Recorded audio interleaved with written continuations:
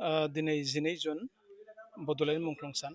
बे गोथार सानखौ दुलाराय बर' फरायसाफ्रा थांनाय 58 बोसोर सिगांनिफ्रायनो फालिबाय थानाय जादों आरो बेखौनो बिथोन बायदियै दिनै आसामनि गुबुन गुबुन जिल्लायाव आसाम नाङै बे हाबाफारिखौ दिनै बड'लेण्ड मुंख्लं सान महरै फालिबाय थानाय जादों। बेबायदिनो सनितपुर जिल्ला दुलाराय बर' फरायसा आफादाबो दिनै सुजित नार्जारिनि जि 38थि मुंख्लं सान बेखौ दिनै राङाफारा दखान दुलाराय बर' फरायसा आफादनि बेन्दोंआव थानाय उरियलगा नैबे गेजेर आरो गोजौ फरायसालियाव सानसेनि मेलगोनां हाबाफारिजों खुंफुंदों आरो बे हाबाफारियाव बाहागो लानो मोननानै जोबोद गोजोननाय मोनदों। आरो बिनिनो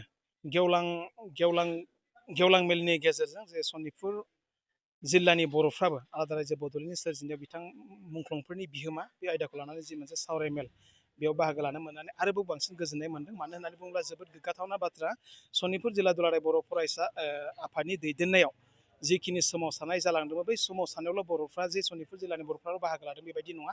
मानो होननानै बुङोब्ला उदांस्रि सिगांनि जि सोमावसारनाय, जे भारत उदांस्रिनि जि सोमावसारनाय, बेयावबो सनितपुर जिल्लानि बर'फ्रा गोबां बिहोमा दं आरो बेबायदिनो आलादा रायजो बड'लेण्ड सोरजिनांगौनि थाखाय सोमावसारनायाव सनितपुर जिल्लानि बर'फोरनि बिहोमाखौथ' जों दान्दिसे सम सावरायनानै मालाबाबो फोजोबनो हानाय नङा। दा जियानो जाया मानो आलादा रायजो बड'लेण्डनि जि सेथि मुंख्लं सुजित नार्जारिनि जि बिहोमाया बे बर' हारिनि थाखाय जेब्लाबो जोंखौ आलादा हारि हिसाबै थांनानै थानायनि जि अराय थुलुंगा होबाय थायो आरो बिथांनि बे बिहोमा आरो बिथांनि जि बावसोमलांनाय बेखौ जों थांनानै थानाय सुबुंफ्रा मालाबाबो ना खालामनो हानाय नङा आरो बिथांनि सानस्रिखौ दुलाराय बर' फरायसा आफादजों लोगोसे 25 लाखनिबो बांसिन बर'फ्रा दिनै गोथाङै लाखिथारनांगोन।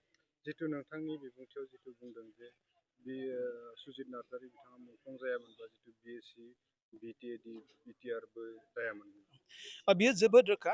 मुंख्लं सुजित नार्जारि मानगोनां बिथाङा जोंनि थाखाय बावसोमलाङा होमबा दिनै बेबायदि 1993 मायथाइनि 20 फेब्रुवारियाव BScबो जानाय नङामोन आरो 2003 मायथाइनि 10 फेब्रुवारियाव BTCबो जानाय नङामोन आरो बिनिनो बावैसो 2020 मायथाइनि 27 जानुवारियाव जि बिटिआर ग्रेप्टार जानानै थांबाय, बिनि लेगेसिया मोनसेल' होननानै बुंब्ला बेनो जाबाय सुजित नार्जारि मानगोनां बिथां। आरो सुजित नार्जारिया आथिखालनि बर'खौ नैबे थासारियाव लाबोनायनि थाखाय बावसोमलाङामोनबा दिनै बेबायदि थासारियाव बर' हारिया मालाबा फैनाय नङामोन। बेखायनो सुजित नार्जारिनि जिखिनि सानस्रि बेखौ जोङो फोथांना लाखिनो जों साफ्रोमबो बर' हारिनि दिनै थांनानै थानाय सुबुंफोरनि बयनिबो बिबान जानांगौ।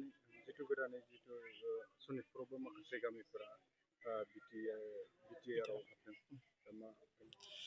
जोबोद गोजोनथावना बाथ्रा जे BSc गोरोबथानि गेजेरजों सनितपुर जिल्लानि बर'फोरनि गंसेबो गामियानो हाबनो मोनाखैमोन आरो बेबायदिनो BTC गोरोबथायावबो सनितपुर जिल्लानि बर'फ्रा गोबां बावसोमदोंमोनब्लाबो जेबोबायदि हाबनायनि खाबु गैयामोन। नाथाय बिटिआर गोरोबथानि 3.1नि गेजेरजों सनितपुर जिल्लानि बर'फ्रा जि हाबनो मोनबाय आरो बे लेखायैनो 2022 मायथाइनि 1 नभेम्बराव जि 43 गामि हाबजेनबाय आरो बेबायदिनो सनितपुर आरो बिसनाथ जिल्लानिफ्राय आरो 2023 मायथाइनिनो 2 सेप्तेम्बराव जि गं 19 गामि गासै गं 60 गामिया दिनै बिटिआर ओनसोलाव आबुङै हाबबाय आरो बेबायदिनो बिटिआर ओनसोलाव हाबनायनि उनाव दिनै फैबाय थानाय BTCनि काउन्सिल इलेक्सनाव दिनै होनो मोननाया जोबोर रोखा जानानै थाबाय।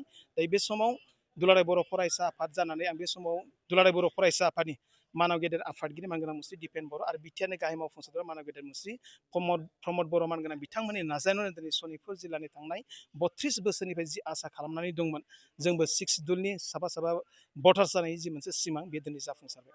जिथु माखासे गामिफोरा थाबोबाय, बिथांमोनाबो जिथु बिटिआरआव हाबनानै जोबोद गोसोमोन, खिन्थु बिथांमोना थाबोबाय।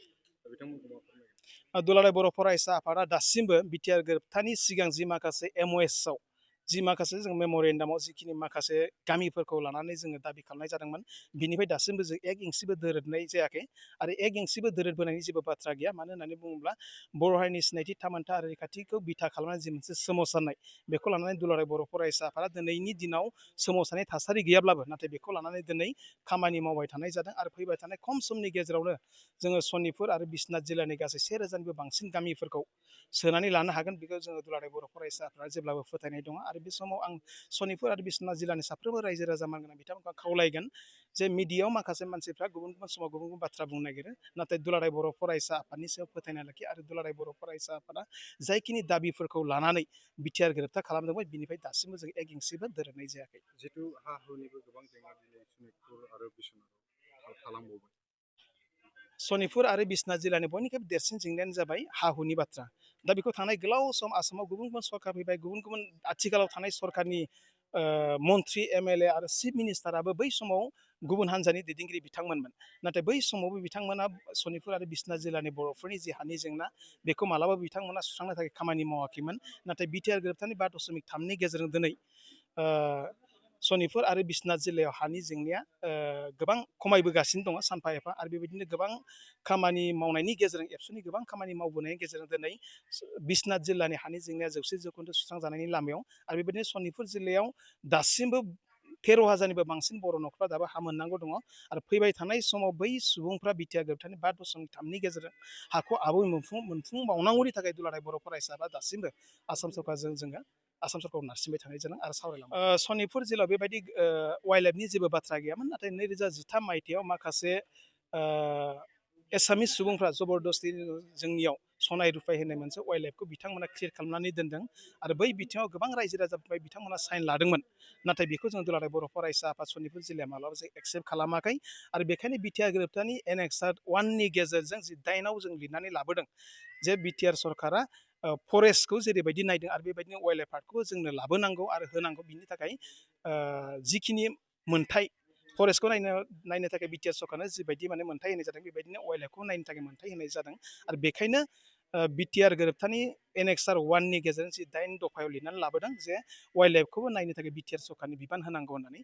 दा बेजों फैबाय थानाय खम समनि गेजेराव वाइल्ड लाइफ जेंनाया जोबस्रांलांगोन आरो वाइल्ड लाइफ जेंनानि जि मोनसे थासारि बे सनितपुरनिफ्राय गैया जागोन बेखौ दुलाराय बर' फरायसाफ्रा फोथायनाय दं।